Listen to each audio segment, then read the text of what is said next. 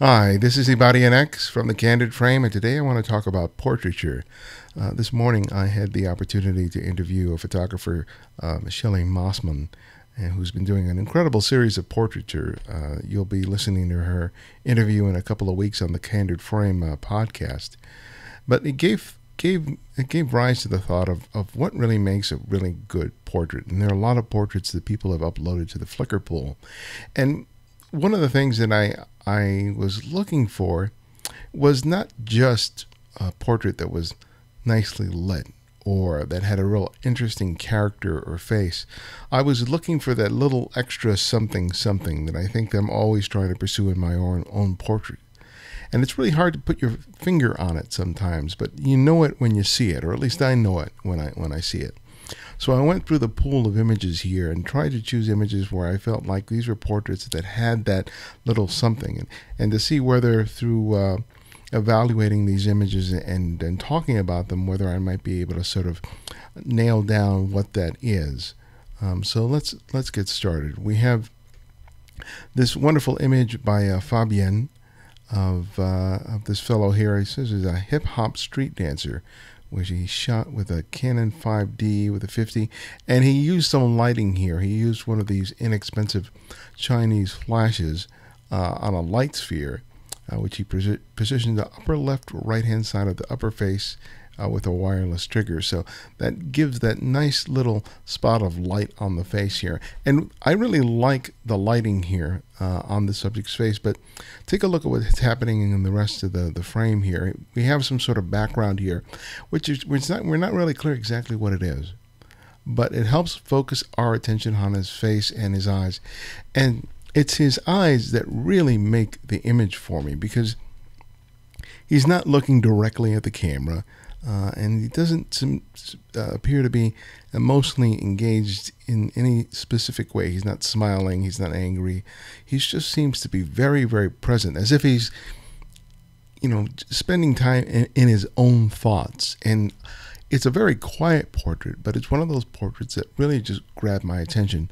Part of it is the fact that my attention is drawn to his eyes because of the lighting, but it's not just the lighting. It's just there's something contemplative about the way he's present within the frame. And I think that that's always an elusive thing to capture, because so many people, when you point a camera into their face, they give you that forced smile, or that smile that they're accustomed to giving anyone who turns a camera in their direction. And I'm often looking for that moment in between. I'm looking for that non-photographic moment, that not necessarily non-photographic, but a moment where the person is really natural, in which they are as present and as much themselves as can possibly happen when you're making a photograph of someone. And I think that that's the pursuit of any kind of portrait, whether you're doing a portrait in a formal portrait in a studio, or whether you're making portraits out on the street.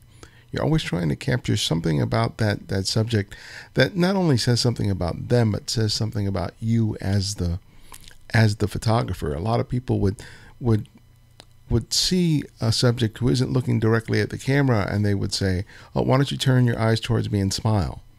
And I won't typically direct someone to do that. I want them to be themselves in the few minutes that I'm spending making a photograph of them, because sometimes what they're giving you by just being there, by just being present, is often better than anything that you could manipulate or solicit by trying to change their expression or their body language. I'm always going to be trying to change some subtle things about it, but you always have to be really present and focus more on the person than the gear in order to ensure that you get something really magical.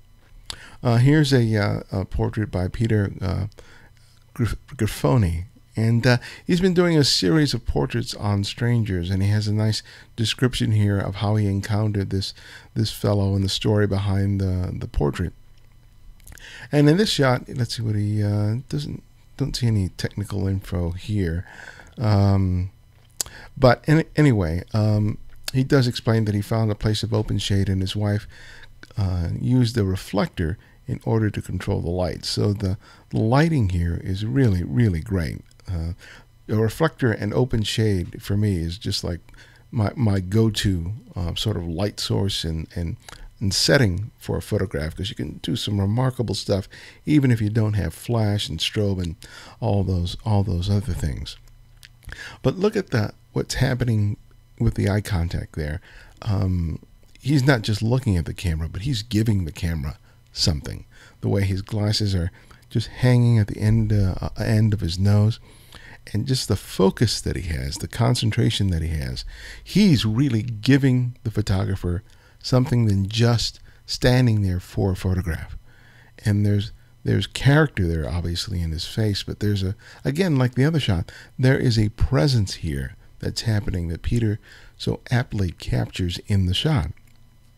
And I think we can get, as photographers, so caught up with what's happening with the camera and worrying about, whether we got our exposure right, whether we got the focus right, and all this other stuff, that we fail to pay attention to what's right in front of us. And we'll just fire one frame or fire, 12 frames, and we're not really looking. We're not really seeing what's happening, because when a person is in front of you and they're posing for your camera, you're taking several shots, there are going to be some micro changes to their body language, to their face, to their eyes, and that is what should be holding your full attention.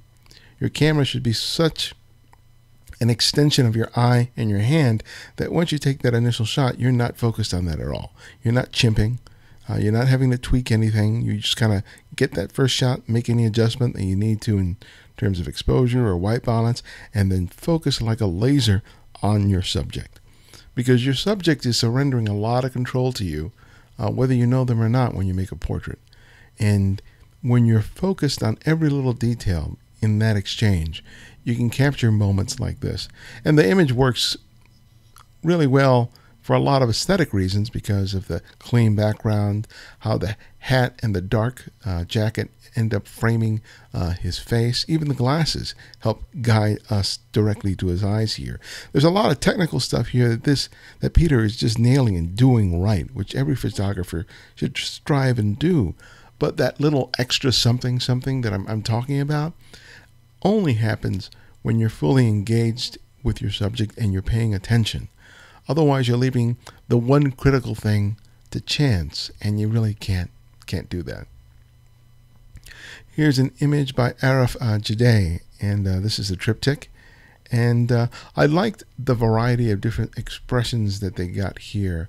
The expression actually is pretty much the same, but look at all the differences in terms of the position of the head and slightly the camera position. They're very, very subtle, different changes, but they each result in a very different photograph, which works incredibly well as a triptych. I think individually, each of these shots is beautiful, but this is a wonderful example of seeing those slight changes that I'm talking about, those micro adjustments, those slight changes to the position of the head, the change of the shoulder, the relationship between the camera and the eye. It's not about people doing these sort of extravagant expressions or gestures or anything like that. Sometimes it's just about small changes, and then being so conscious of them that you're basically riding that wave with them and making the photographs as they happen. Again, the technical choices here are great. The shallow depth of field, the simplified background, there's no clutter, the light on the face and the eyes, all of that stuff is just beautiful. And there's also a wonderful treatment to the images here. It looks like it was shot on film, unless this was applied later on with a filter, but regardless, look at the changes in each of those shots, and that's the kind of thing you're pursuing. Because when you shoot 3, 4, 12, 20 frames, whatever the number of frames are, you should be constantly aware of how the subject is looking differently in each frame. If you're just laying down on the shutter release button and just snapping away, hoping that one of those shots are good, more than likely you're going to miss it. You're just going to miss it because you're shooting blindly. You might as well be blindfolded, because if you're not if you're not focused, the smallest gesture can whiz by you so quickly that you'll never see it.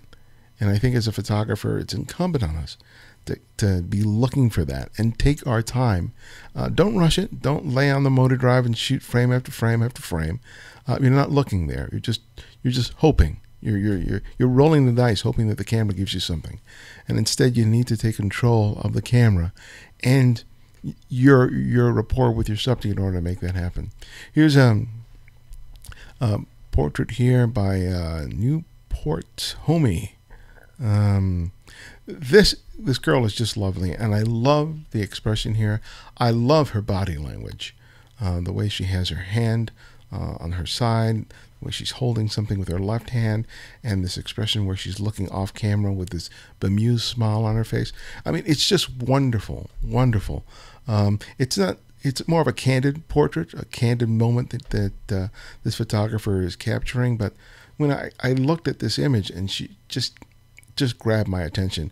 And there's several other portraits of the same girl in the pool, which don't have these foreground elements of these other figures in the frame.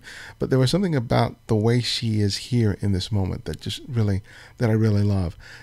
I don't necessarily love having that hand, even though it's out of focus, in the foreground, because it gives me a context story-wise, but it's also sort of a distraction, especially because this is a little brighter than her slightly. Applying a vignette, darken it slightly, would help a little bit. But nevertheless, even though it has that element that I find a little irritating, the expression, the body language, the moment is so strong that I nevertheless love the photograph. And sometimes a photograph is not going to be technically perfect.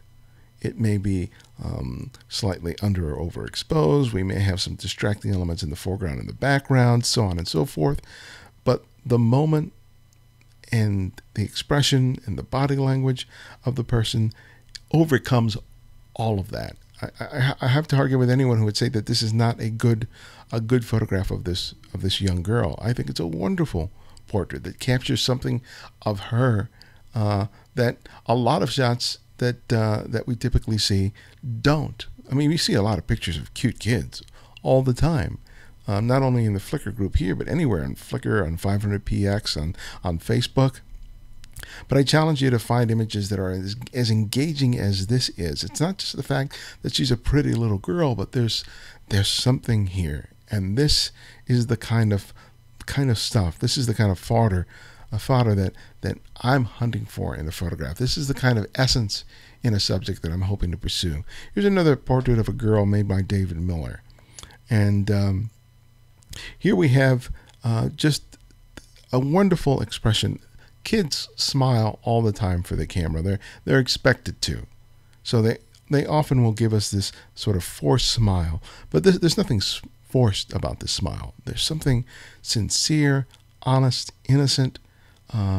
She's fully there with David as he's making the picture, as she's on the sucker, and I love the way her lips are pursed here. It's just lovely. They have the issue of these branches and trees that are sort of growing out from behind her, but thankfully they're not tack sharp. So even though that one tree branch here is growing out of her neck, it's out of focus enough so it's not the potential distraction it could have been if it had been shot about f11 or f16. So that's a great saving grace here. But nevertheless, it's the moment. I really like that expression. Had she taken that sucker out of her mouth and just given us a broad grin, I don't know if this image would be as effective as it is now.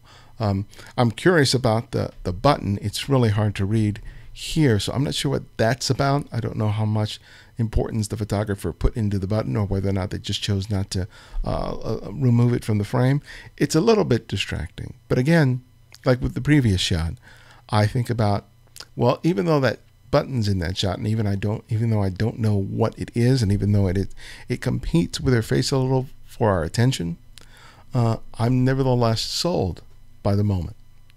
By the character of this girl that I get from this photograph. I feel like I have a sense of who she is, at least in this moment, by looking at this photograph. Now here's a photograph by Nasir Hamid of a circus performer. Don't see any tech. He shoots with film, so I'm not sure what film he was using here or what camera. But here's an interesting shot in which the subject is not smiling. He's not giving us the kind of expression that we see in the previous two photographs. And even though he's looking straight at the camera and not giving any sort of emotional, there's no real true emotion on his face.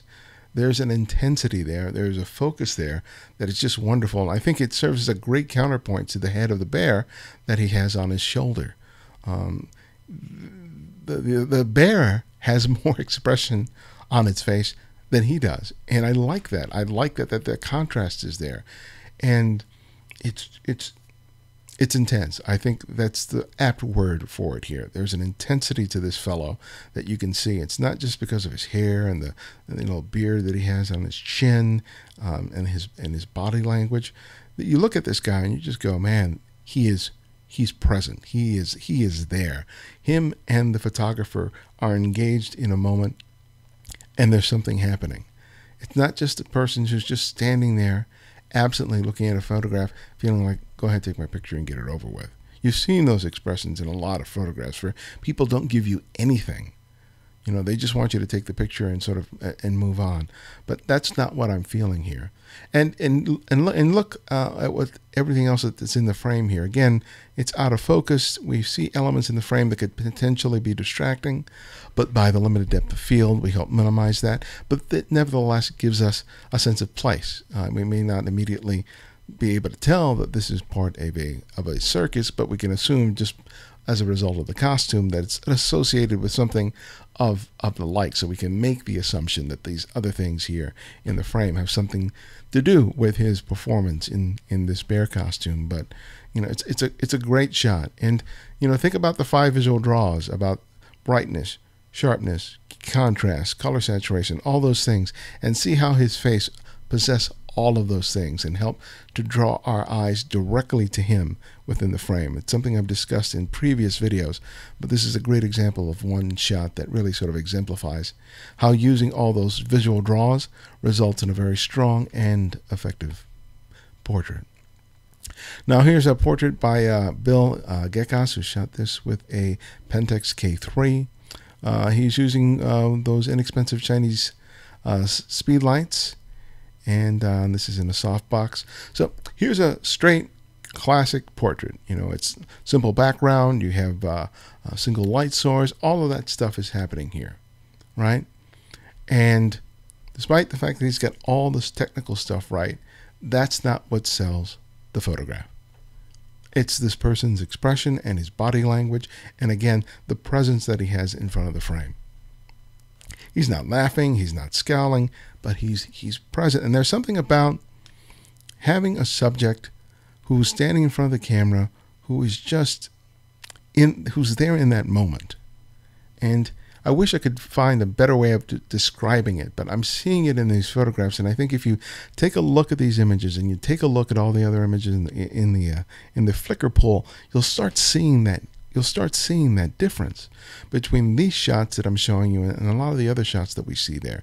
There are a lot of good shots in the Flickr pool of portraits of people. They're good shots, but these are standouts because of that thing I'm talking about. That sense of that person being fully engaged in whatever is happening in that moment. Most of the portraits they're engaged with the photographer, and other times in that one shot of the little girl, she's engaged with something else. But they're present, and that presence results in just great photographs. So this idea here of getting all the technical stuff right is something we all strive for in our photographs. But it's great to see it in any of the photographs that get submitted here. So when people just sort of nail it, and then they take what they've learned technically. They take everything that they've learned in terms of using the camera, using lights, using exposure, all of those things, and they make it invisible. they make it secondary to the image. They're using all those tools in order to make something that's an experience for us as a viewer of their photograph. And that's ultimately what we're trying to do in our photographs. We don't want people looking at our photographs and going, wow, you must have a great camera. Or, wow, that's a nice lighting technique. Or, what camera did you use? We want people to just look at those photographs and go, wow, that is a great image. And when it comes to pictures of people, we have to look for that little something extra, because if we focus too much on what's happening in the camera or what we're doing in post-processing, we lose it. We lose it. And if this something isn't there, it doesn't matter how sharp your lens is, it doesn't matter how much great Photoshop technique you're practicing, it's going to leave most viewers hollow. They're just going to pass over the image because they've seen so many other photographs that look just like it. So there's no reason for them to stop and settle on your photograph. And I think these images really exemplify the fact that, hey, I need to pay attention to something else other than what's happening with my camera or how I intend to finagle it in Photoshop.